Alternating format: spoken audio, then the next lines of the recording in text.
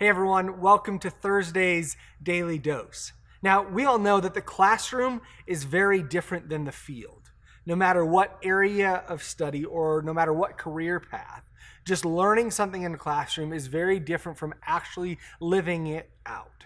My wife is a nurse, and so she went to nursing school, got her degree in that, and she realized that even though the time in the classroom was incredibly important to learn all the ins and outs and all that she would need to know about the sciences behind what she would be doing, all that learning was helpful, but it wasn't like it just automatically transferred into her being able to actually do it in a hospital with real patients. She had to learn more and walk it out in a much different way once she was actually on the job. That's true of any profession.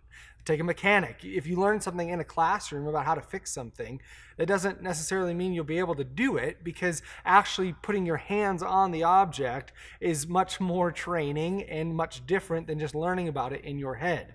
It's true of a seminarian. Talking and thinking about the things of God is important, but it's very different from actually walking that out with real people, with real struggles, with real sins and real suffering in the real world. And so, again, the classroom is much different than the field. And I think that could be true of us as Christians as well.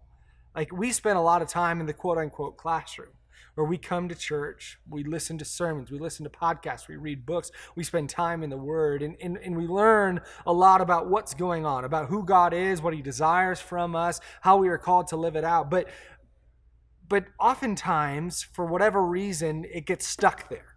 Like, we think that it's all just about consuming, where it's all just about learning, and that is incredibly important. I don't want to diminish that, because a disciple is a learner.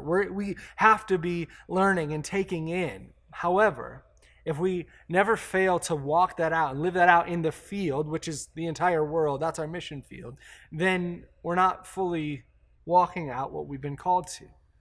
Now, Paul, in the book of Ephesians, he speaks on this very clearly. In the first 3 chapters of Ephesians, he's talking all about who we are in Christ and what we have in Christ as the riches and blessings that come from Him.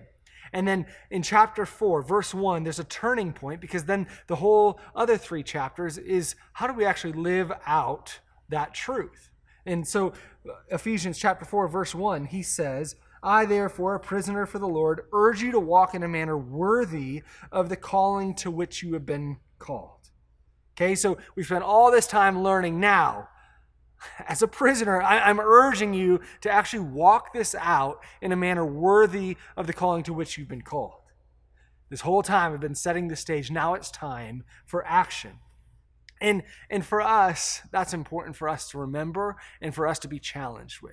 Okay, we've taken in a lot. We've been in the classroom a lot, or at least I hope we have been. If we haven't, let's get in there. But then let's actually walk it out.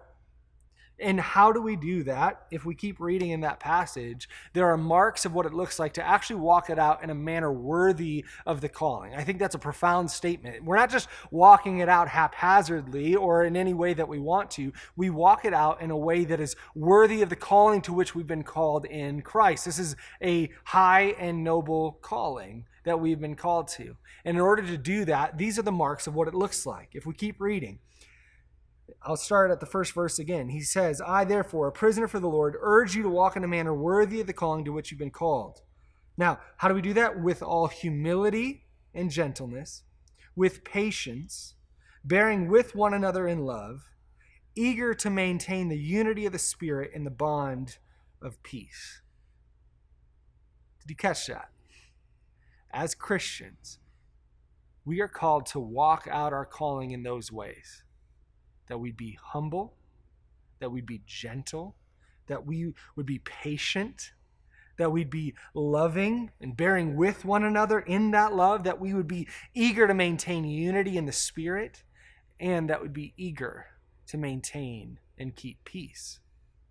I think those are pretty important during this time.